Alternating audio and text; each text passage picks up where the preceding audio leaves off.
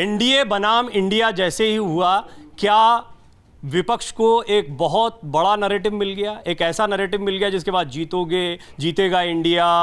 और फिर जब इंडिया पर ही कई टिप्पणियां आने लगी बीजेपी की तरफ से, तो उसके बाद कहा गया कि digital India, startup India, make in India और बीजेपी फॉर इंडिया जो ऑफिशियल ट्विटर हैंडल है, इसमें परहेज नहीं है, तो फिर इंडिया नाम से क्यों परहेज होने लगा। ये सारी बातें आने लगी। एक बहुत महत्वपूर्ण बात है कि क्या किसी भी तरीके से सत्ता पक्ष में कोई बेचैनी का माहौल है। इस पर बातचीत करने के लिए तमाम मेहमान मेरे साथ मौजूद हैं। शुरुआत आपसे करना चाहूँगा पंकज जी, क्या आपको लगता है कि एनडीए बनाम इंडिया बनने के बाद में एक बड़ा नैरेटिव विपक्ष को मिला है जिसकी वजह से सत्ता पक्ष को थोड़ी परेशानी का अनुभव हो रहा है कि ये तो बड़ा दांव खेल गए एकदम से? सत्ता पक्ष को थोड़ी नहीं, बहुत ज़्यादा परेशानी हो रही है। ये जो बेहयाई है, ये जो हताशा है जो दिखाई दे रही है, जो अचानक पूरी देह भाषा अष्टावक्र हो गई है।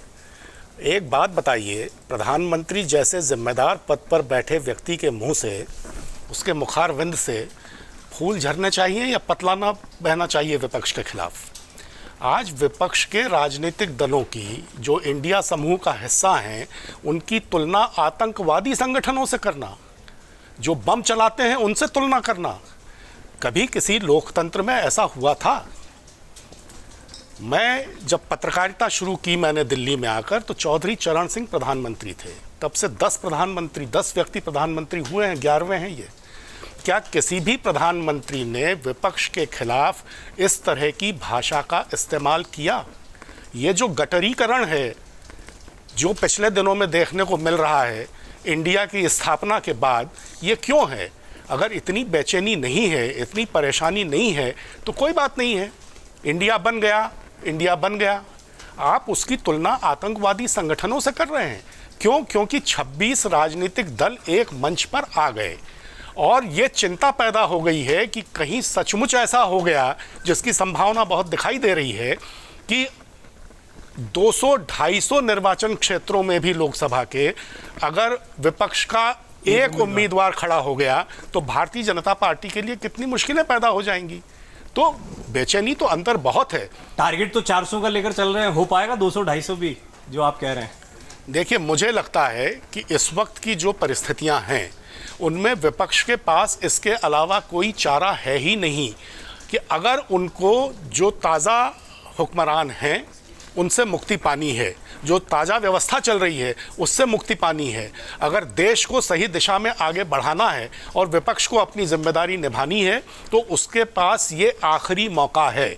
अगर इस बार भी विपक्ष एकजुट होकर ज़्यादा से ज़्यादा निर्वाचन क्षेत्रों में अपना एक उम्मीदवार खड़ा नहीं कर पाता है, तो समझ लीजिए कि इस देश के करोड़ों करोड़ रहवासियों को विपक्ष से जो भी उम्मीद है वो हमेशा के लिए समाप्त हो जाएगी। समीर जी, इंडिया ये जो INDIA बनाया गया है और इसके बाद में फिर quit India, east India company, Indian Mujahideen, ये याद आना, फिर इधर से होना कि आपको digital India, startup India, make in India, ये तो बड़ा अच्छा लगता था। अभी इधर इंडिया आया तो आपको इंडिया का ये वाला नैरेटिव ही याद आ रहा है। आपको लगता है बड़ा दांव मार दिया विपक्ष इस नाम के साथ? देखिए, इसमें कोई दो राय नहीं कि नाम विपक्ष ने अच्छा रखा है, जनता के बीच जाने वाला ऐसा है कि जो सबके ज़बान पे नाम रहता है, इसमें कोई दो राय नहीं है।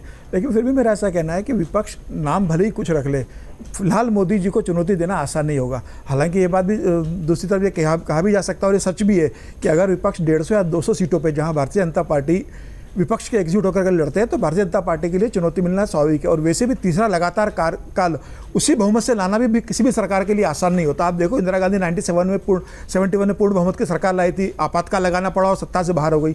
राजीव गांधी को 414 का समर्थन मिला था, 5 साल बाद विपक्ष में चले गए।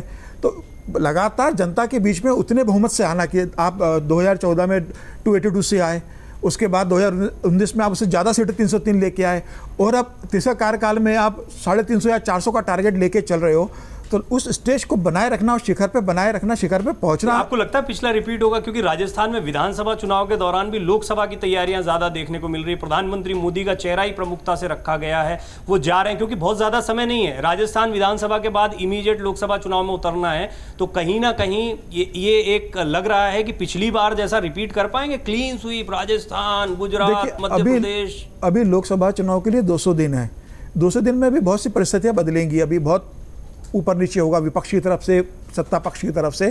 तो मुझे ऐसा लगता है कि प्रधानमंत्री नरेंद्र मोदी जी को फिलहाल कोई बहुत बड़ी चुनौती नहीं हो, कि उनका चेहरा सर्वस्वीकार्य है, सर्वमान्य है देश के अंदर। विपक्ष के सामने सबसे बड़ी चुनौती है अभी मोदी के सामने कौन ये देना है। अभी सामूहिक नेतृत्व में चुनाव लड़ेंगे तो सीटों का डिस्ट्रीब्यूशन कैसे। इस पर जब भी चर्चा होती है तो चेहरे पर जरूर बात आती है। प्रेम कुमार जी, नाम रख लेने भर से कुछ नहीं होगा। प्रधानमंत्री मोदी को चुनौती देना आसान नहीं है, उनका कद वही है जो समझ में आया मुझे। देखिए, इसमें तो कोई संदेह नहीं कि आज की सरकार बहुत सशक्त है और नरेंद्र मोदी 1 to 10 बीजेपी में उनके पैरेलल में कोई नेता ही नहीं है, बल्कि चुनौती तो उनके सामने नहीं। मैं कह रहा हूँ वहाँ से शुरू करते हैं कि जो सबसे सशक्त है उनके पास भी दूसरा नाम नहीं है। यही स्थिति है, नरेंद्र मोदी जी का कद इतना बड़ा है, तो इसके मुकाबले विपक्ष को चुनाव लड़ना है। पिछले चुनाव में विपक्ष को भारी पराजय का सामना करना पड़ा था, तब कोई एकता नहीं बन पाई थी। और एकता जो बनती है वो मैं मानता हूँ कि राजनीतिक एकता जनता के दबाव से बनती है, और नहीं बनती है तो उसके पीछे भी जनता ही होती है। पिछले चुनाव में विपक्ष एकजुट नहीं हो पाया तो जनता का दबाव नहीं था माना जाएगा। इस चुनाव में अगर इंडिया बन रहा है तो इसका मतलब है कि जनता का दबाव है कि इस सरकार का अल्टरनेटिव दो, तो इसलिए ये चुनाव रोचक हो गया है। अब अगर ये दबाव प्रधानमंत्री जी के बयान में डिस्प्ले हो रहा है, अगर ये बयान इस इंडिया का दबाव नहीं होता तो प्रधानमंत्री जी इंडिया की तुलना ईस्ट इंडिया कंपनी, अंग्रेज़ों से और आतंकवादियों से नहीं कर रहे होते। इसके अलावा उन्होंने क्विट इंडिया मूवमेंट की तर्ज पर नारा दिया कि भ्रष्टाचार भारत छोड़ो, भ्रष्टाचार भारत छोड़ो। मैं यहाँ थोड़ा सा एक्सप्लेन करना चाहता हूँ। अंग्रेज़ों भारत छोड़ो तो क्लियर था कि अंग्रेज जहाँ से आए थे वहाँ जाओ। अब भ्रष्टाचार कहाँ जाए भाई, वो तो यहीं से पैदा लिया, भ्रष्टाचार कैसे छोड़ेगा भारत। इंटरेस्टिंग है। अब इस चीज को अगर भ्रष्टाचारी समझ ले, नहीं भ्रष्ट, क्योंकि अंग्रेज तो काउंटेबल हैं, भ्रष्टाचार काउंटेबल नहीं है, तो भ्रष्टाचारी बना के हम उसको काउंटेबल बनाते हैं। कह रहे कुछ भी कहना है इसलिए कहा जा रहा है। नहीं, थोड़ा बोलने दीजिए प्लीज। हाँ, भ्रष्टाचारी को थोड़ा काउंटेबल बना दीजिए, तो भ्रष्टाचारी भारत छोड़ो, तो वो तो काम आप पहले से कर रहे हैं। नीरव मोदी, सुशील मोदी, ललित मोदी, तमाम लोग तो जा ही रहे हैं। भ्रष्टाचारी भारत छोड़ो, लाखों अरबपति भारत छोड़ रहे हैं, ऐसे भी भारत की नागरिकता त्याग रहे हैं, अरबों कमाने के बाद इंडिया रहने लायक नहीं है, छोड़ रहे हैं। हर साल का आंकड़ा देख लीजिए, 1.25 लाख तो हर साल भाग रहे हैं अरबपति लोग। तो भारतीय अगर मानते हैं, भ्रष्टाचारी मानते हैं तो वो छोड़ रहे हैं। अब भ्रष्टाचार अगर मानते हैं तो भ्रष्टाचार तो यहीं का जाए कहाँ, ये नरेंद्र मोदी बताएं तो इसलिए वो अपने नैरेटिव गढ़ने में भी फेल होते हैं। हम पहली बार देख रहे हैं नरेंद्र मोदी जी नैरेटिव गढ़ने में। एक आपने इंपॉर्टेंट बात कही है राज बिहारी जी, ये एक ऐसा मौका आया जब मैं देख रहा हूं कि रिएक्ट ज्यादा करना पड़ रहा है एक्ट से ज्यादा। अभी तक स्लोगन यहां से आते थे, अभी तक नारे यहां से आते थे, मेक इन इंडिया की बात यहां से होती थी, युवाओं की बात यहां। अभी रिएक्ट करना पड़ रहा है क्योंकि कुछ विपक्ष तो बड़ा दांव चला जाता है, उसी पर तो रिएक्ट किया जाता है। ऐसे में दांव तो मजबूत दिखाई पड़ता है।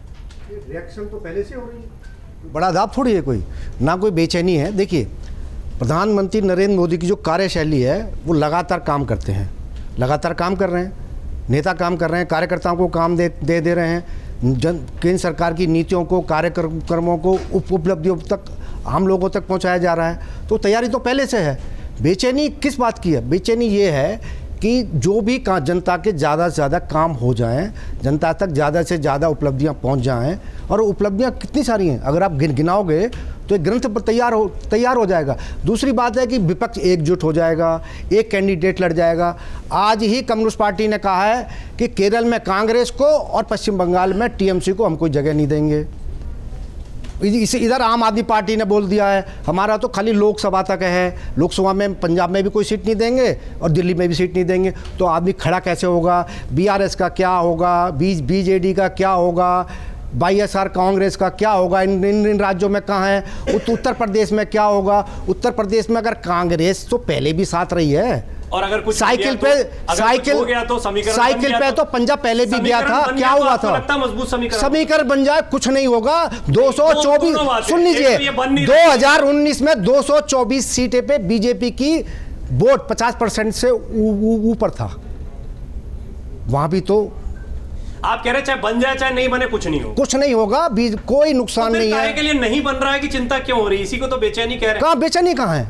बेचैनी किस बात की बेचैनी है? आप आप प्रधानमंत्री को गाली गलौज करेंगे, प्रधानमंत्री आप पे पलट के बार भी नहीं इंडिया नाम करेंगे, ऐसा रखा तो है, नहीं इसमें तो होता। कोई गाली नहीं। अरे आप इंडिया रख लो, कुछ रख लो, इंडिया का अगर आप पूरा नाम लेंगे तो किसी को जवान पे भी नहीं चढ़ेगा। क्या है वो? तो केवल एक गड़ने के लिए एक इंक्लूसिव जोड़ दिया उसमें। काय का इंक्लूसिव है भाई? एक नाम केवल इंडिया नाम रखना है इसलिए नाम रख दिया। नाम चाहे आप कुछ भी रख लो, क्या फर्क पड़ना उससे। बाकी जैसे अभी पंकज जी ने कहा कि मैंने इतने प्रधानमंत्री देखे, पंकज जी ने ठीक है 77 के बाद पत्रकारिता की। इंदिरा गांधी ने क्या किया था? लोकतंत्र की हत्या करके सारे विपक्षी नेताओं को जेल में भर दिया था। उससे तो आज तक कोई खूंखार प्रधानमंत्री आज तक देश में नहीं हुआ कोई। 1984 में क्या हुआ? उससे ज़्यादा बड़ा तो आज तक कोई दंगा नहीं हुआ। तो आप प्रधानमंत्री बेचैन है, ऐसा कुछ नहीं है। प्रधानमंत्री अपनी शैली में काम कर रहे हैं, बिना किसी दबाव के काम करते हैं, और जब बोलना होता है जब बोलते हैं, जब जिससे मिलना होता है मिलते हैं। ये बेचैनी शब्द जो है वो मुझे विनोद जी से मिला था, तो अब ये बहुत सारी बातें यहाँ पर आ गई। मुझे आप ये बताएं कि जैसा रासबिहारी जी कह रहे हैं कि चाहे बन जाए, पहले तो ये भी देखा जा रहा है कि बनना ही मुश्किल है, लेकिन बन जाए तो भी कुछ नहीं हो पाएगा। लेकिन इंडिया पर जितना रिएक्शन आया, जैसा मैंने कहा कि पहले नैरेटिव सेट किए जाते थे, अभी किसी नैरेटिव पर रिएक्ट किया जा रहा है। ये थोड़ा सा एक डिफरेंट सिचुएशन, क्या ये ठीक एनालिसिस है? देखिए, पहले तो बेचैनी पे मैं बोलूँगा। मैं तो डॉक्टर लोहिया का अनुयायी रहा हूँ वैचारिक रूप से। तो वो तो कहते थे कि हमेशा राजनीति को बेचैन होना चाहिए। जो राजनेता बेचैन नहीं है वो राजनेता नहीं है। इसीलिए वो कहते थे कि अगर सड़कें सूनी हो गई तो संसद आवारा हो जाएगी। इसीलिए वो कहते थे जिंदा कौमें 5 साल इंतजार नहीं करती। तो बेचैनी तो होनी चाहिए, सत्ता पक्ष में भी होनी चाहिए और विपक्ष में भी होनी चाहिए। और बेचैनी होगी तभी तो आप कुछ करेंगे, तभी तो आगे बढ़ना। सोइए, आराम बड़ी चीज़ है, मुँह ढक के सोइए। इसलिए बेचैनी तो होनी चाहिए। अब आप नैरेटिव की बात कर रहे हैं, ये बात सही है कि 2014 बल्कि 13 से जब पूरा चुनाव प्रचार अभियान मोदी जी का एक तरह से शुरू हो गया था, तब से जो भी एजेंडा, और अभी चूंकि होसबोले जी ने कहा कि नैरेटिव भारतीय संस्कृति के अनुकूल नहीं है, इसलिए मैं नैरेटिव शब्द का प्रयोग इसलिए नहीं करूँगा, रासबिहारी जी की भावना का ध्यान रखते हुए और संजय जी की, चूंकि होसबोले जी ने कहा है तो उसको मानना चाहिए। तो मैं कहता हूँ माहौलबंदी। इसके लिए हिंदी उर्दू का हिंदुस्तानी का एक शब्द मैं इस्तेमाल करता हूँ, माहौलबंदी, माहौल बनाना, जिसको लखनवी भाषा में कहते हैं भौकाल। तो ये जो भौकाल बनाना है, माहौलबंदी जो है, ये अभी तक इसमें लीड बीजेपी लेती रही है, मोदी जी लेते रहे हैं। इस बार भोकाल विपक्ष ने बना दिया, निश्चित रूप से लेते रहे हैं। वो चाहे 2013 हो, 2014 हो, विधानसभा चुनाव में भी, उत्तर प्रदेश का विधानसभा चुनाव 2017 वाला, जहाँ जहाँ बीजेपी थम्पिंग मेजॉरिटीज जीती है, वहाँ उसकी जीत का एक बड़ा कारण यही था कि माहौलबंदी उसने बहुत बेहतर तरीके से की। और चुनाव हमेशा, देखिए एक चीज़ बताऊँगा, देश में पंकज जी तो हमसे भी सीनियर हैं, हम 1952 से लेकर और 2019 तक जितने भी चुनाव हुए हैं, वो परसेप्शन पर और भावनात्मक मुद्दों पर ही लड़े गए और जीते गए। कोई चुनाव ऐसा नहीं हुआ।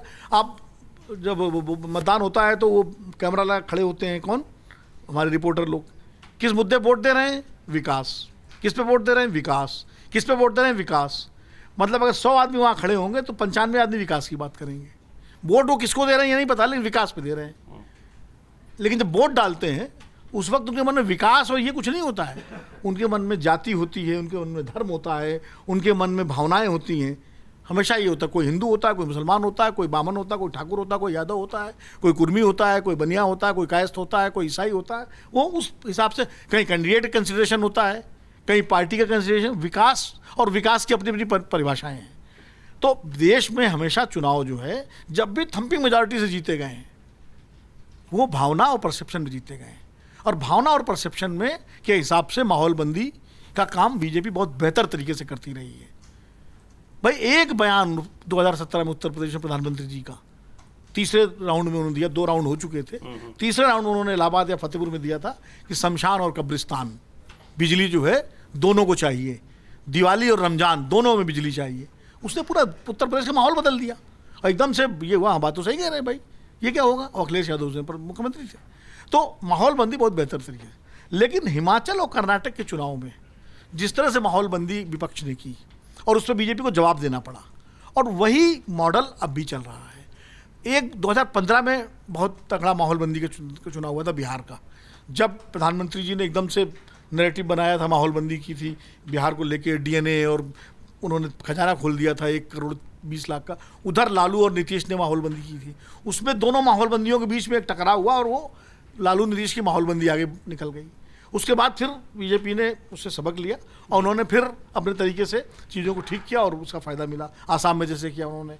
तो मुझे लगता है अभी आज की तारीख में जो आपका मूल सवाल है, अभी जो माहौलबंदी विपक्ष ने की है, चाहे 26 दलों को एकजुट करके उसके जवाब में उनको 38 दल एकजुट करने पड़े, तभी तो आपने रिएक्ट किया ना, और उसके बाद इंडिया पर रिएक्ट हुआ। तो अभी तो विपक्ष ने एक तरह से शुरू कर दिया है काम, लेकिन कितना चल पाता है। अब मैं एक और उदाहरण दूं, एक माहौलबंदी की कोशिश की प्रधानमंत्री जी ने भोपाल में यूसीसी का लेकर के कि यूसीसी आना चाहिए। उसके बाद से प्रधानमंत्री जी के इतने भाषण हो गए, यूसीसी का जिक्र नहीं हुआ। क्यों? इंटरेस्टिंग है उसकी किसी में क्योंकि वो उतना इम्पैक्ट नहीं देता। नहीं, उसके कारण, क्योंकि उसमें फिर आदिवासियों का विरोध शुरू हो गया, सिखों का विरोध शुरू हो गया और तमाम सारे उसके निकल आए। हम लोगों ने भी कई डिस्कशन किए यूसीसी का, हाँ, वो बिल्कुल खत्म उसके हो बाद गया। आप देखिए कोई यूसीसी की चर्चा हो रही है। अब वो जो लॉ कमीशन है उसने भी 10 तारीख बढ़ा दी और कोई चर्चा नहीं हो रही है। मानसून सत्र में आ जाएगा, अभी आ जाएगा, बिल्कुल, क्योंकि उस पर समझ लिया कि अब इसमें जो है अभी फिलहाल नैरेटिव तो कर्नाटक में भी बनाया गया था, उल्टा पड़ गया था, लेकिन बजरंगबली को ही लेकर आ गए थे वहां पर। लेकिन ये देखिए माहौलबंदी जिसको कह रहे हैं विनोद जी, वो बड़ा अहम होता है, या अंग्रेजी में आप नैरेटिव कर ले। इस बार जो है रिएक्ट का, इसमें कोई दो राय नहीं है। बीजेपी ने जिस तरीके से स्लोगन्स दिए, जो अंदाज रहा है प्रधानमंत्री मोदी का, वो अकाट्य रहा है, इसमें कोई दो राय नहीं। पिछले 10 साल की राजनीति को देख लिया जाए, लेकिन ये एक ऐसा मौका दिखाई पड़ता है जहां पर रिएक्शन की राजनीति ज्यादा देखने को मिल रही है। विपक्ष जो जो कदम उठा रहा है उस पर बीजेपी को या प्रधानमंत्री मोदी को रिएक्ट करना पड़ रहा है, इसीलिए बेचैनी शब्द का इस्तेमाल हो रहा है। देखिए, भारतीय जनता पार्टी 2013 में चले जाए तो कभी किसी ने सोचा था कि फेसबुक पे और ट्विटर पे और इंस्टाग्राम पे भी चुनाव लड़े जा सकते हैं? हमें तो नहीं दिखता था। लेकिन आज देखिए वो नैरेटिव सेट किया भारतीय जनता पार्टी ने, जिसको अब नैरेटिव बोलते हैं शब्दों को। इन्वेंटर मैं कहता हूँ, इन्वेंट करते हो, हर नई चीज़ लेकर आते हैं, उसको लोग फॉलो कर लेते हैं। नो डाउट आज के अगर आप परिप्रेक्ष्य में देखें, 6-7 महीने का परिप्रेक्ष्य देखें, तो भारतीय जनता पार्टी थोड़ी रिएक्टिव मोड में चल रही है, जो प्रोएक्टिव में पहले हुआ करती थी। लेकिन ये रिएक्टिव प्रोएक्टिव में चलता रहेगा, बिकॉज दोनों राजनीतिक पार्टियां राजनीति कर रहे हैं। अब जैसे बात हो रही थी कि भाई इंडिया नाम, देखिए आपने बड़ा इंपॉर्टेंट ये, क्योंकि पूरी बातचीत में आपने पहली बार ये स्वीकार किया कि आजकल थोड़ा रिएक्टिव चल रही, आजकल, पहले प्रोएक्टिव हुआ। तो ये आज माहौल बदला है क्या, यही जानना? नहीं, माहौल बिल्कुल नहीं बदला। देखिए, एक सोशल मीडिया का अलग एक स्पेस होता है, सोशल मीडिया को ड्राइव करने का अलग तरीका होता है। तो कभी कभी कोई आगे हो जाता है, कभी कोई पीछे हो जाता है। ऐसा नहीं कि मैं बोल रहा हूँ कि नैरेटिव ऐसा ही है, देश की भावना अलग है। जैसे अभी 26 के 26 नेता बोलते हैं, नहीं देश बोल रहा है कि एक हो जाओ, वो देश नहीं बोल रहा है, वो खुद बोल रहे हैं कि उनकी खोई हुई जमीन है, चली जाएगी 24 के बाद, इसलिए परेशान है। अब आते हैं, लोगों ने बोला भाई इंडिया नाम रखने से बहुत कुछ बदल गया। अब मान लीजिए कि मैं कल मुकेश अंबानी रख लूँ तो संजय राणा से मुकेश अंबानी बन जाऊँ क्या? खाल बदल लेने से तासीर नहीं बदल जाती है, ये समझने की जरूरत है। देखिए, भारतीय जनता पार्टी की जो राजनीति है, स्पेशली मैं भारतीय जनता पार्टी की बात नहीं कर रहा हूं, मैं मोदी जी की इसमें बदलाव ये है कि तृणमूल कांग्रेस, आम आदमी पार्टी जो और कांग्रेस एक दूसरे को फूटी आग सुहाते नहीं थे, वो एक मंच पर बैठे हुए हैं साथ में मिलकर। ये बदलाव आया है ना, यही तो समीकरण बना। सर देखिए, 18 में बहुत खूबसूरत सी तस्वीर आई थी बेंगलोर से, सब लोग हाथ में गलबैया करते हुए दिखे थे। उसके बाद क्या, वो पता नहीं है। आप ये बताइए कि कांग्रेस का अस्तित्व बंगाल में क्या है, कांग्रेस का अस्तित्व उत्तर प्रदेश में क्या है, कांग्रेस का अस्तित्व केरला में क्या है? आप देख लीजिए, खुद ही बटे हुए हैं। ये मान लीजिए कि एक संयुक्त कैंडिडेट खड़ा करेंगे तो बताइए बंगाल में कौन होगा? टीएमसी के अपना कैंडिडेट नहीं खड़ा करेगी, इनको दे देगी सीट? नहीं देगी। उत्तर प्रदेश में कितनी सीट? उत्तर प्रदेश में देखिएगा, आपने वही बात कह रहे जो रासबिहारी जी कह रहे थे, मैं आपसे भी वही सवाल संक्षेप में पूछता हूं। मान लीजिए हो गया तो लगता है चुनौती हो जाएगी, चाहे ए हो चाहे बी हो, मानने की जरूरत ही नहीं है, मानने की जरूरत ही नहीं है। नहीं मानने की नहीं। आप ये बता लीजिए, आप बोल रहे हो कि जमीन और आसमान एक हो गए, तो अरे जो हो ही नहीं सकता उसके बारे में हम चर्चा क्यों करें? मैं छोटा बच्चों के नाम पे बात हो रही है, मैं बड़ा लाइटर नोट पे कह रहा हूँ। ये बात सही है कि नाम मुकेश अंबानी रखने से कोई मुकेश अंबानी नहीं हो जाएगा, या नाम बहुत सारे हनुमान घूमते हैं नाम के, लेकिन है बिल्कुल एकदम सीखिया तो हनुमान जी थोड़ी हो जाएंगे। लेकिन वो एक दिलचस्प कथा है, हमारे गांव में पंडित जी कथा सुनाने आए थे, भागवत श्रीमद से, तो उसमें कथा आती है अजामिल की। अजामिल नाम का एक ब्राह्मण था, बड़ा पापी था। तो उसको किसी ने कहा कि तुमने इतने पाप किए, तुम्हें मुक्ति नहीं होगी, तुम तक भगवान का स्मरण नहीं करोगे। तो उसने क्या करूँ? तो उसने कहा अपने बेटे का नाम नारायण रख लो। तो उसने बेटे नारायण रख लिया और बड़ा प्यार करता था उसको। जब मरने लगा तो उसने कहा नारायण नारायण मेरी रक्षा करो, नारायण रक्षा करो। उस समय भगवान विष्णु आ गए वहाँ नारायण बन करके। तो नाम का भी कई बार बड़ा प्रभाव हो जाता है। ये हमारी श्रीमद् भागवत में कथा है। विनोद जी ने पहले कहा लाइटर मोड पर वो बात कर रहे हैं, लेकिन समीर जी एक बड़ी इंपॉर्टेंट पॉइंट पर बातचीत आई है, मैं आपको इन्वॉल्व करना चाहूंगा। उद्धव ठाकरे हल्का सा अजीत पवार की तारीफ कर देते हैं या कुछ और कह देते हैं तो फिर विपक्षी एकजुटता के मंच पर जो है, क्योंकि आप महाराष्ट्र की सियासत को भी बड़ा करीब से समझते हैं, ये महाविकास आघाड़ी हो, महागठबंधन हो, इसको लेकर बहुत चर्चाएं हो रही हैं। लेकिन इसके बावजूद ये जो संजय जी ने कहा वो बहुत महत्वपूर्ण बात है कि मैं फिर से आपको कोट कर रहा हूं, अगर आप उसमें कुछ ऐड करना चाहें तो, कि पिछले कुछ दिनों में रिएक्टिव हुए हैं, पहले प्रोएक्टिव हुआ करते थे। तो ये रिएक्टिव होने की बड़ी वजह क्या ये है कि एक माहौल आज बहुत सारे शब्द मिल गए हैं, शब्दकोश बड़ा अच्छा हो गया, इन्वेंट कह लीजिए, माहौलबंदी कह लीजिए, भोकाल कह लीजिए, नरेटिव कह लीजिए। तो आप बताएं कि क्या ये नरेटिव भारी पड़ रहा है? निश्चित रूप से मुझे लग रहा है कि देखिए विपक्ष अगर एक होगा तो कुछ तो फर्क पड़ेगा। जो दल आपस में राज्यों में लड़ते थे, लोकसभा चुनाव में एक दूसरे के खिलाफ लड़ते थे, और उसका जो नैसर्गिक फायदा भारतीय जनता पार्टी को चुनाव में होता था, अगर वही दल दो मिलकर भारतीय जनता पार्टी को अगर चुनौती देने की कोशिश करेंगे तो कुछ तो फर्क पड़ेगा। ये हो सकता है कि भारतीय जनता पार्टी जो सीट 4 लाख से मार्च से जीतती थी वो 2 लाख पे आ जाएगी, जो 1 लाख से जीतती थी वो 80,000 पे 20,000 पे आ जाएगी। अब देखिए उत्तर प्रदेश में देख लिए, पिछले चुनाव में अखिलेश और मायावती साथ में मिलकर चुनाव लड़े थे, तो अखिलेश की 5 सीटें आई और मायावती की 10 आई, लेकिन 2014 में मायावती का खाता नहीं खुला था। तो मुझे ऐसा लग रहा है कि कुछ फर्क तो पड़ना, इसमें कोई दो राय नहीं है। और विपक्ष ने जो गठबंधन किया है वो परसेंटेज के हिसाब देख के भी किया कि भारतीय जनता पार्टी एनडीए को 47% वोट मिले थे, 55% वोट विपक्ष को गए थे। तो उनका ये मानना है कि अगर हम जितने संगठित होंगे, अगर वोट बैंक भी हमारा वो इंस्टिंक्ट रहा जो 2019 में था, तो भी हम चुनौती पेश करने की स्थिति में आ जाएंगे। देखिए विपक्ष का भी इसमें बहुत बड़ा स्वार्थ है। कांग्रेस जो सबसे बड़ा दल है आज की तारीख में, विपक्ष में आप जो कह रहे हैं वो एक आदर्श स्थिति है, ये ऐसा हो रहा है क्या, ऐसा हो पाएगा? मैं इसमें 2 चीज जोड़ना चाहता हूँ। एक चीज जैसे कांग्रेस है, अब सबसे बड़ा दल तो विपक्ष में कांग्रेस में ही है, 2 चुनाव से वो विपक्ष का नेता बनाने की स्थिति में नहीं है। तो आज अगर कांग्रेस साथ में जुड़ता है, उनके सारे लोग इकट्ठे होते हैं, तो निश्चित रूप से कांग्रेस की ये स्थिति आ जाएगी, अगले चुनाव में उनको विपक्ष का नेता का पद मिलेगा, इतनी सीटें उनकी मिल जाएंगी। तो बेसिकली आज आरजेडी का कोई सांसद नहीं है, तो आरजेडी को लग रहा है कि भाई हमारी उपस्थिति बढ़ेगी, नीतीश के साथ मिलकर वो बिहार में निश्चित रूप से बेहतर प्रदर्शन करेगी, इसकी संभावना लग रही है। तो विपक्ष आज इकट्ठा हो रहा है, इसका कुछ फर्क तो पड़ना है। फिर भी इसके बाद मैं कहना चाहता हूँ कि प्रधानमंत्री नरेंद्र मोदी का जो कार्यकाल रहा है 9 साल का, और भारतीय जनता पार्टी का जो संगठन है और संघ का जो नेटवर्क है और मोदी के जो एक्सेप्टेंस है जनता के बीच में, देश की जनता में, इस सब के बाद भी विपक्ष अगर इकट्ठा होता है तब भी मोदी को विपक्ष में बैठा नहीं पाएंगे, सरकार मैं तो इस मोदी पर ही आऊंगा, बनाएंगे। लेकिन आप कोई कमेंट करना चाह रहे हैं? संजय जी फटाफट। छोटी सी कमेंट करना चाहता हूँ। जब हम तुलना करते हैं कि भाई वोट परसेंटेज की, नो डाउट एनडीए को 45% मिला था, और पूरे जो विपक्षी जितने भी हैं एक्सेप्ट बारिंग कांग्रेस, उनको 18% मिला था, कांग्रेस को 19% मिला था। तो ये बोल देना कि भैया विपक्ष को 55 मिला था, भारतीय जनता पार्टी को 45 मिले था, अगर विपक्ष एक हो जाएगा तो ऐसे 1 + 1 2 होता, 1 + 1 11 नहीं होता है। तो ये मैथमेटिक्स विपक्षियों को समझने की जरूरत है कि मैथमेटिक्स होता है, उसके फार्मूले होते हैं, उसी हिसाब से काम करते हैं। आपके परसेप्शन पे, आपके मुंगेरी लाल के सपने पे काम नहीं करता। तो जो मुंगेरी लाल के सपना विपक्ष देख रहा है उसको बंद करना पड़ेगा देखना। सोच रहे हैं कि भैया 55% वोट मिल जाएगा,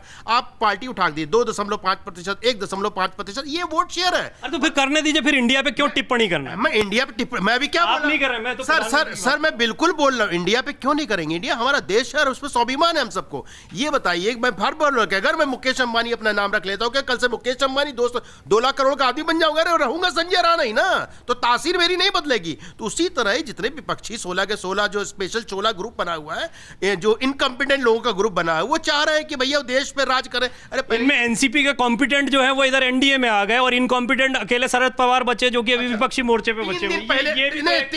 3 दिन पहले तक वो इनकॉम्पिटेंट था, इनकॉम्पिटेंट हो गए। आप देखिए भाई, यही तो मैं आपसे प्रश्न भाई वो प्रभावित है, अजीत दादा पवार जो प्रभावित है मोदी जी से, इसलिए उन्हें एनडीए का साथ देने का सबसे ज्यादा डरे तो वही थे, उन्हीं के ऊपर सारे मामले, और छगन भुजबल, अजीत पवार। सर ये बताइए, कोई भी केस वापस हुआ है? बीजेपी ने कहीं पे बोला है कि आप भारतीय जनता पार्टी ज्वाइन कर लिया, आप पे केस वापस कर लो? कहीं पे कोई वापस नहीं हुआ। अपनी एजेंसियां अपना काम करेंगी, एजेंसियां काम करती रहती हैं। एजेंसियां काम धीमे कर लेंगी, एजेंसियां काम करती हैं, लेकिन जो काम 15 दिन में करती है वो 5 साल में करेंगी। ठीक है। प्रेम कुमार जी, अभी चाहे नाम बदल लीजिए, चाहे जो कर लीजिए, आपस की खींचतान इतनी दिक्कत पैदा कर सकती है कि आप आने वाले दिनों में वो सकारात्मक परिणाम नहीं ला सकते जिसकी आपको उम्मीद है। तो मैं कह रहा हूँ, मुझे बोलने का मन हो रहा है, संजय राणा, मुकेश अंबानी इतनी बार आ गया तो थोड़ा बोलना ज़रूरी बनता है कि मुकेश अंबानी अगर अपना नाम संजय राणा रख ले तो क्या हो।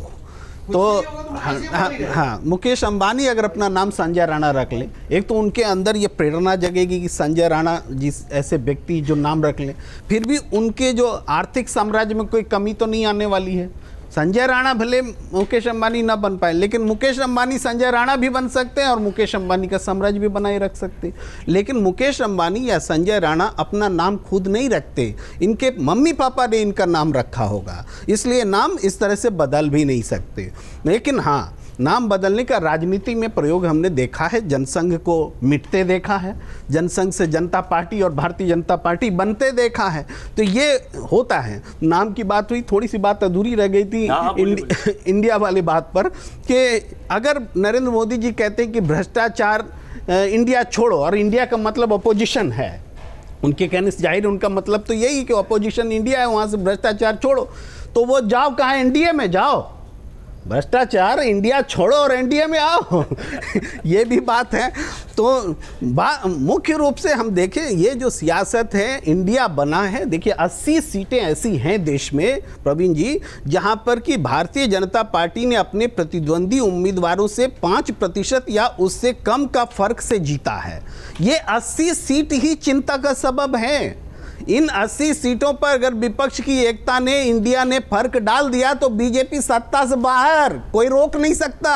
गणित, अंक गणित, सारे बीज गणित निकल जाएंगे। देखिए, बात इसमें गणित की जब चल रही है, गणित और केमिस्ट्री चुनाव में दोनों काम करते हैं, खाली गणित नहीं करता, केमिस्ट्री भी करती है। जो 38 दल जुटे हैं बीजेपी के साथ और जो 26 दल जुटे हैं कांग्रेस के साथ, मतलब एनडीए और INDIA में, इंडिया में 38 दलों का वोट मिला करके अकेले बीजेपी का 22 करोड़ वोट है, और बाकी जो दोनों हैं, बाकी जो 37 दल हैं, उनका करीब 2 करोड़ कुछ वोट है, यानी 24 करोड़ के आसपास है। और जो ये इंडिया है, उसमें कांग्रेस का लगभग 12 करोड़ के आसपास वोट है, और 11, साढ़े 11, 12 करोड़, और जो बाकी है उनका 18 करोड़ के आसपास, कितना नहीं, हाँ, उनका 13 करोड़ है। वो जाकर बिल्कुल नेक टू नेक हो जाता है दोनों का, 24 के आसपास इनका और 24-25 उनका। तो केमिस्ट्री भी नेक टू नेक हो रही है, और नंबर नेक टू नेक होगा कि नहीं होगा ये अलग बात है, क्योंकि ये बात सही है कि 224 सीटें ऐसी हैं जो भारतीय जनता पार्टी ने 2 लाख से ज्यादा वोटों से जीती हैं, और करीब 150 सीटें ऐसी जहां 50% ज्यादा।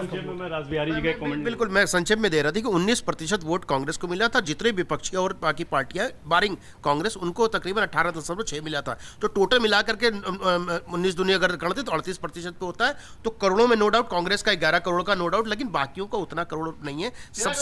सबसे ज्यादा दूसरी जो विपक्षी पार्टी हो TMC है, तकरीबन 3 कुछ करोड़ रुपए, करोड़ वोट है उनके पास, और चौथे नंबर की पार्टी तो हम गिनती नहीं करते। जोड़ लेना 13 करोड़ के आसपास है आंकड़ा, मतलब ठीक है। मतलब कुल मिलाकर आंकड़े भी ये बता रहे हैं कि अगर सब कुछ ठीक रहा तो नेक टू नेक हो जाएगा मामला, इसलिए बेचैनी वाली बात से कही जाए। इन आंकड़ों को आप एक नज़र में नहीं देख सकते हैं कि केरल, तमिलनाडु, आंध्र प्रदेश, तेलंगाना, जहाँ बीजेपी नहीं है, तेलंगाना में जरूर उसकी ताकत बढ़ी है, तो यहाँ का वोट तो वो विपक्ष के खाते में गया है।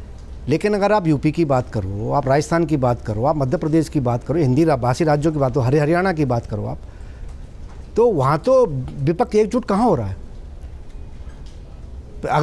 अगर ये सब, क्योंकि सबसे ज़्यादा ममता बनर्जी बहुत इच्छुक है, सबसे ज़्यादा नीतीश कुमार बड़े इच्छुक हैं कि विपक्ष का मोर्चा बने, तो सबसे पहले तो TMC को कांग्रेस में मिल जाना चाहिए, शरद पवार की पार्टी को भी कांग्रेस में मिल जाना चाहिए, और जो जनता दल से छोटे दल बने उनको भी एक पार्टी बना लेनी चाहिए। जब उन सब में ही एकता नहीं है, दूसरा एक सब तो ऐसी मांग है कि चिराग पासवान बीजेपी में ही क्यों नहीं चले जाते हैं, पशुपति पारस क्यों नहीं चले जाते हैं, सब एक क्यों नहीं हो जाते हैं। ये तो अपनी अपनी राजनीति, उनका अपना स्टेक रहता है, इसलिए नहीं जा रहे हैं। सत्ता में आएंगे और बाद में कौन सी पार्टी। देखिए, चिराग पासवान में और बीजेपी में फर्क है। चिराग पासवान की पैदाइश जो है वो दूसरी जगह से है, वो कभी बीजेपी के साथ नहीं रहे। बीजेपी तो आज तक एकजुटी रही है, बीजेपी से कोई टूट के गया भी तो पनपा नहीं, लेकिन जो कांग्रेस से टूट के गए हैं, चाहे ममता बनर्जी हो, चाहे शरद यादव हो, चाहे YSR कांग्रेस हो, ज्यादा घटक दल दिखाने की कोशिश हुई, अपने आप में बताता है कि घटक दलों को आप खारिज नहीं कर सकते। एनडीए ने इनसे ज्यादा घटक दल दिखाने की कोशिश करी। देखिए घटक दलों को बीजेपी हमेशा संरक्षण देती रही है, साथ लेती रही है। अगर महाराष्ट्र की बात करें आप, तो महाराष्ट्र में तो 16 दल थे, महाराष्ट्र में तो 16 दल थे, एक एक सीट पर वो लड़े थे, तो वहाँ भी बीजेपी ने समझौता किया था, एक एक सीट पर भी समझौता किया था। तो नहीं, पर ये जैसा पंकज जी कह रहे बहुत दिनों में याद आई इनकी घटक दलों की। ऐसा नहीं है। बीजेपी ने बहुमत की सरकार बनाते हुए भी घटक दलों का पूरा समर्थन दिया, सहयोग लिया। ऐसा नहीं, कभी उनका साथ नहीं छोड़ा। अब कोई छोड़ के चला गया, नीतीश कुमार तो पहले साथ छोड़ के चले गए थे, फिर आ गए।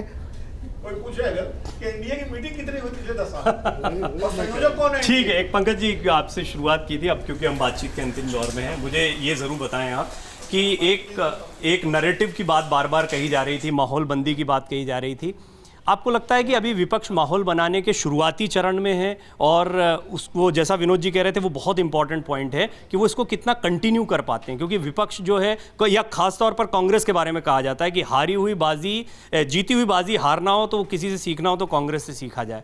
तो एक बड़ा डर भी रहता है इस विपक्षी एकजुटता को कि कहीं कोई और आ जाए फांसी, या समीर जी बार बार कह रहे हैं कि बाद में मैनेज हो जाएंगी चीज़ें। इसीलिए बहुत ही शुरुआती दौर में अभी माहौल देखने को मिलता है, आगे कितना चलेगा ये बड़ा सवाल है।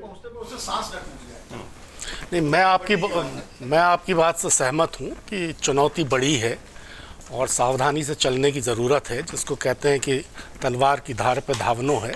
विपक्ष के लिए आसान नहीं है, लेकिन असल में देश की समझ में एक बात आ गई है इन 9 साल में, और ख़ासकर पिछले 3-4 साल में, कि जिस तरह की जुमलेबाजी सरकार कर रही है भारतीय जनता पार्टी की लगातार, वो जो कहते हैं ना कि तुम्हारी फाइलों में गांव का मौसम गुलाबी है, लेकिन असलियत तो कुछ और है।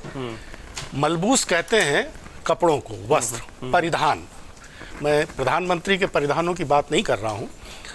मलबूस खुशनुमा हैं मगर खोखले हैं जिस्म। मलबूस खुशनुमा हैं मगर खोखले हैं जिस्म, छिलके सजे हुए हैं फलों की दुकान पर। तो जब ये हाल है, देश की जनता ये असलियत समझ गई है।